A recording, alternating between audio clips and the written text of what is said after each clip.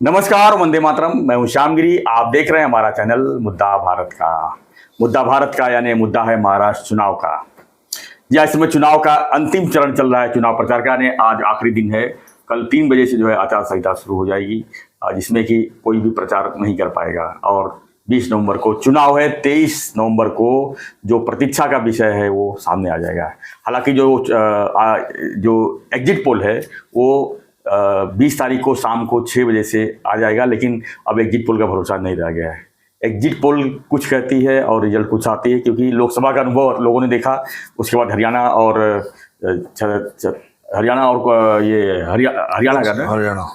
हरियाणा का रिजल्ट देखा हमने। वो एग्जिट पोल से एकदम परे था। और फिर भी एग्जिट पोल तो लोग देखते हैं बड़े ध्यान से कि आखिर में एग्जिट पोल क्या दिखा रहा है। हो सकता सही भी ना हो जाए। तो आज हमारा भी एग्जिट पोल है कि एग्जिट पोल नहीं है, ओपिनियन पोल है। सॉरी, ओपिनियन पोल है।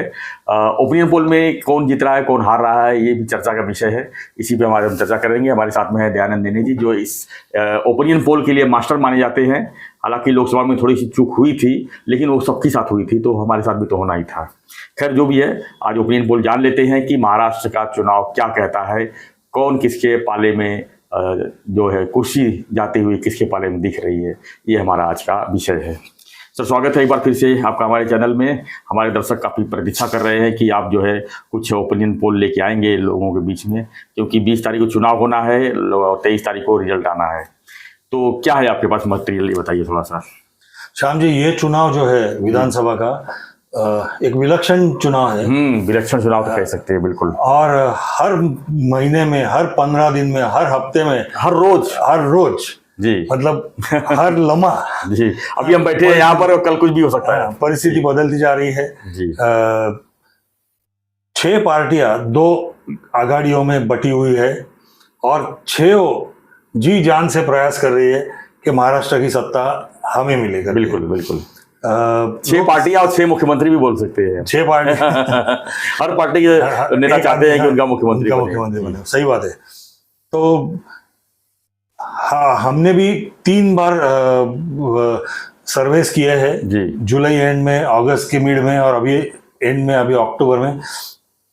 हर वक्त चित्र बदलते जा रहे हैं। पहले 2 सर्वे में दिखा रहा था कि महाविकास आघाड़ी चुन के आएगी, पर जो लाड़की बहन योजना महायुति ने जो लाई 28 जून को, उसका असर दिखने लगा 15 अगस्त के बाद में, जब पहली 2 किस्तें जब लोगों खाते में खटाखट लगे। खटाखट नहीं, मेरे ख्याल से इनका दावा है कि हम फटाफट भेजते हैं। तो खटाखट का जवाब फटाफट देते। बिल्कुल सही। तो उसके जब पैसे आने लगे, और एक अच्छी मूव उन्होंने ये करी कि पहले 2 किस्तों के बाद में नवंबर तक का पैसा, नवंबर तक का मतलब 3 किस्तें साथ में भेज दी उन्होंने, जहां पे नवंबर की भी थी, क्योंकि अगर आचार संहिता लगती तो नवंबर में वो नहीं भेजते और ये लोग विवाद खड़ा कर देते थे कि अब ये योजना बंद पड़ गई, नवंबर का पैसा नहीं आया। तो इन्होंने नवंबर तक का पैसा भेज दिया। इसका असर बहुत होने लगा है। 2-2.25 करोड़ महिलाओं के खाते में पैसे गए हैं, और उसमें से अगर 50% महिलाओं के ऊपर भी असर हुआ और उन्होंने अगर महायुति को मतदान किया, तो आप समझ सकते हो कि कितना असर होगा। और वही असर अभी जो हम आखिरी सर्वे जो हम लेके आए हैं उसमें दिख रहा है जी। आखिरी सर्वे जो है, आज 2 भाग में हम बताएंगे आपको। आज बताने वाले हैं मुंबई MMR और पुणे रीजन। बाकी के रीजन कल बताएंगे, क्योंकि नहीं तो बहुत लंबा वीडियो हो जाता है। जी। मैं खटाखट और फटाफट अभी आपको वो बताता हूं। ये ओपिनियन पोल है। ओपिनियन पोल और एग्जिट पोल में फर्क यह होता है, ओपिनियन पोल में आप लोगों की राय लेते हो कि आप किसको वोटिंग करने वाले हो। तो लोग सोच समझ के और अच्छी तरह से जवाब देते हैं। एग्जिट पोल वो जो वोट करके आते हैं जी। अभी ऐसे हुआ है, लोग भी काफी सियाने हो गए हैं, पैसे ले लेते हैं, गिफ्ट ले लेते हैं, सब कुछ लेते हैं। वोट खुद को जहां देना है वहीं जाके देते हैं। तो मुंबई की 36 सीटों का मैं बताना शुरू करता हूं। दहिसर, बोरिवली, मागाठाणे, चारकोप, कांदिवली, ये पहला 5 का एक गट्ठा है। दहिसर से मनीषा चौधरी, बोरिवली से संजय उपाध्याय, चारकोप से योगेश सागर, मागाठाणे से शिवसेना के प्रकाश सुर्वे और कांदिवली से भाजपा के अतुल भातखळकर, ये सारे जीतते हुए दिख रहे हैं अभी। मतलब पहले 5 की 5 सीटें भाजपा और शिवसेना, 4 भाजपा 1 शिवसेना के पास जाएगी 100%। ऐसे दिख रहा है। फिर मालाड पश्चिम, यहाँ पे कांटे की टक्कर है। असलम शेख जो माजी मंत्री रह चुके हैं कांग्रेस के, और विनोद शेलार जो आशीष शेलार के छोटे भाई है, पर यह सीट में फिलहाल पलड़ा कांग्रेस का भारी दिख रहा है जी। उसके बाद में दिंडोशी की सीट सुनील प्रभु उबाटा के है, वो उनका पलड़ा भारी दिख रहा है फिलहाल। गोरेगांव में भाजपा की विद्या ठाकुर जो मंत्री रह चुकी है, उनका पलड़ा भारी दिख रहा है। जोगेश्वरी में रविंद्र वायकर की पत्नी मनीषा वायकर खड़ी है, उनका पलड़ा भारी दिख रहा है फिलहाल। अंधेरी पश्चिम में अमित साटम भारतीय जनता पार्टी के, उनका पलड़ा भारी दिख रहा है। अंधेरी पूर्व में ऋतुजा लटके उबाटा की है, उनका पलड़ा भारी दिख रहा है। उनके सामने भाजपा के ही रह चुके पर अभी शिवसेना में आके लड़ने वाले मुरजी पटेल वो खड़े हैं। मुरजी पटेल के लिए माइनस है मुरजी पटेल, और इसमें पलड़ा भारी ऋतुजा लटके का दिख रहा है जी। मैं बताना चाहता हूँ इसमें से जो इसकी सीट जो है कौन सी, जोगेश्वरी की, अंधेरी पश्चिम की और अंधेरी पूर्व की, और फिर आगे आने वाली वर्सोवा की, ये 4 सीटें जो है वो कांटे की टक्कर है। अच्छा, 10,000 के अंदर के लीड से ही ये मार्जिन तय होगी। फिलहाल तो देखा जाए तो लोकसभा वहां पर 48 वोट से जो है कीर्तिकर हार गए। तो यहाँ पे चारों जगह पे कांटे की टक्कर दिख रही है। वर्सोवा बीजेपी के खाते में जाते हुए दिख रही है, पर वहीं उधर भी कांटे की टक्कर है। पार्ले में पराग अयोनी भारतीय जनता पार्टी का आराम से जीत जाएंगे। ओवरऑल मुंबई की अगर हम बात करें तो 36 में से क्या दे रहे हैं आप, ये बताइए थोड़ा सा। तो ये पूरा बताना अच्छा रहेगा मेरे ख्याल से। बांद्रा पश्चिम में से आशीष शेलार भारतीय जनता पार्टी के अध्यक्ष मुंबई के, वो जीतेंगे। बांद्रा पूर्व से कांटे की टक्कर है। फिर जिशान सिद्दीकी जो विधायक है, वरुण देसाई जो शिवसेना के हैं, और तृप्ति देसाई मनसे की है। तिकोनी लड़त है, कोई भी में किसी भी तरफ ये सीट जा सकती है। फिलहाल वरुण सरदेसाई का पलड़ा भारी दिख रहा है। माहिम सदा सरवणकर स्थानिक विधायक अमित ठाकरे, उन दोनों के बीच में टक्कर दिख रही है। अमित ठाकरे जीतते हुए दिख रहे हैं। कलीना में मतलब अमित ठाकरे के लिए गुड न्यूज है, राज ठाकरे के लिए गुड न्यूज है। कलीना में संजय पोतनी शिवसेना के उबाटा के, और अमरजीत सिंह ये भारतीय जनता पार्टी के मुंबई के उपाध्यक्ष पर आरपीआई के टिकट पे लड़ रहे हैं। उधर भी कांटे की टक्कर हो सकती है, पर चूंकि उधर मुसलमान वोट्स काफी असर डालेंगे ये रिजल्ट के ऊपर, तो फिलहाल उपाड़ा का पलड़ा भारी दिख रहा है।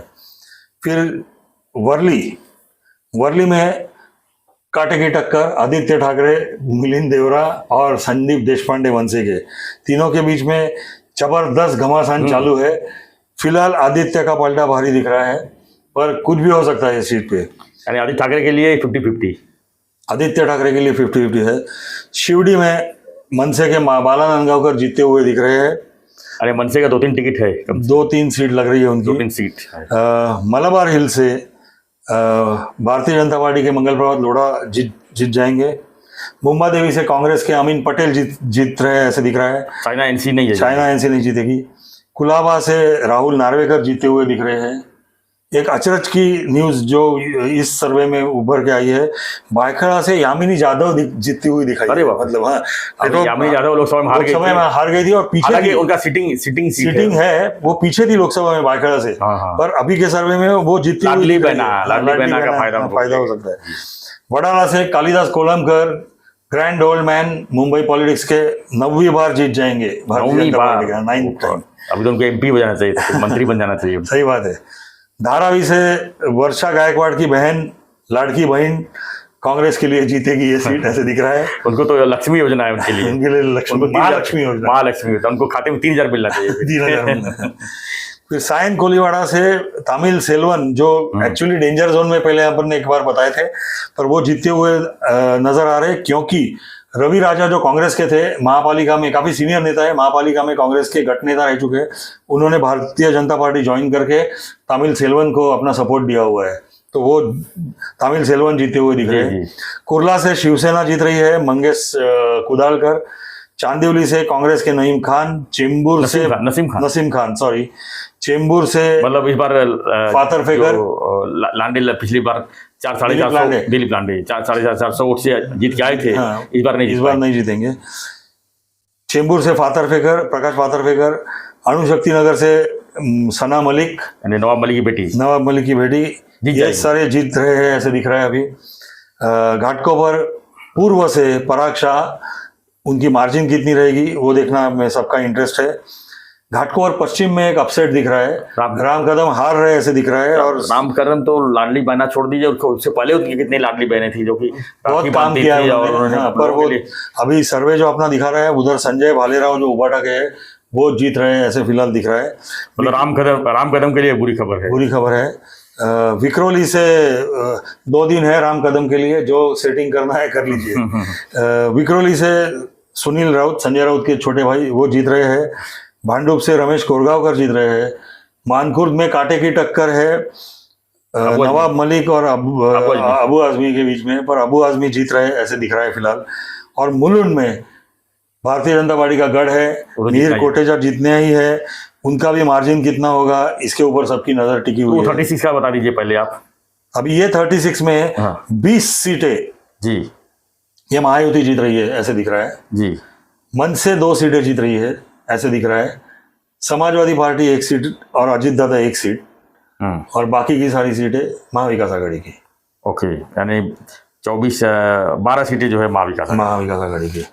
लास्ट सर्वे में महाविकास आघाड़ी 20 सीट जीतने वाली थी, 19 जी। तो 7-8 सीट का फर्क दिख रहा है, उनका लॉस हो रहा है, और उसका डायरेक्ट असर उनके सरकार बनाने के सपनों पे गिरने वाला है, क्योंकि कांटे की टक्कर है जी। अभी फटाफट मैं आपको एमएमआर रीजन का बताता हूँ जी। ठाणे में फिलहाल भारतीय जनता पार्टी आगे चल रही है, संजय केलकर जी, पर यहाँ पे भी कांटे की टक्कर है। अविनाश जाधव बहुत प्रयास कर रहे हैं और उनको बहुत अच्छा रिस्पॉन्स भी मिल रहा है, मनसे के है। कोपरी और ओड़ा, एकनाथ शिंदे और प्रकाश सरनाइक हलवा सीट है दोनों के लिए, वो जीत जाएंगे। एक तरफा सीट है जी।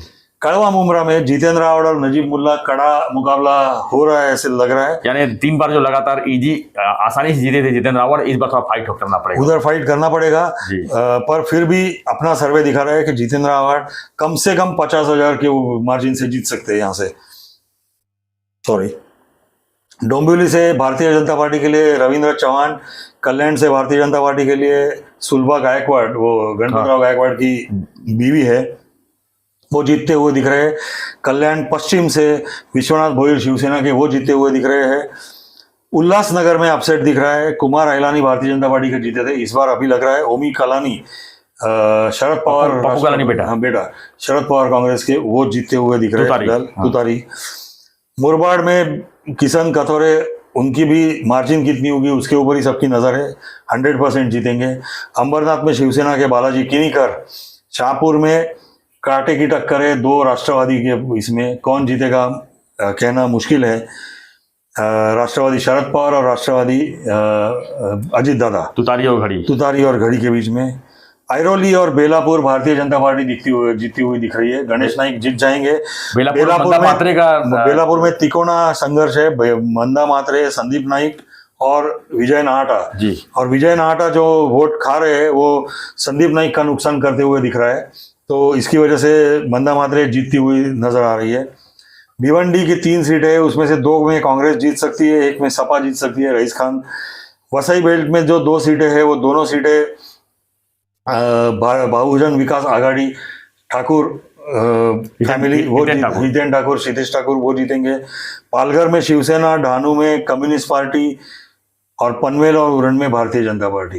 यानी इसमें यहाँ पर एमएमआर में जो है महायुति और महाविकास कितने को 10 सीटें भारतीय जनता पार्टी दिख रही है।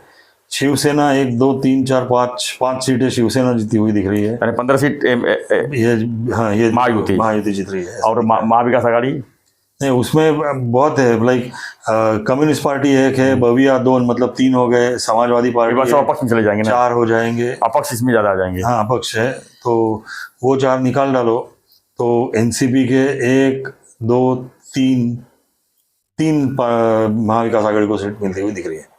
अच्छा, और 2 कांग्रेस को, समझो 5 सीटें। ओके, अभी लास्ट सेक्टर है पुणे के, 8 सीटें हैं।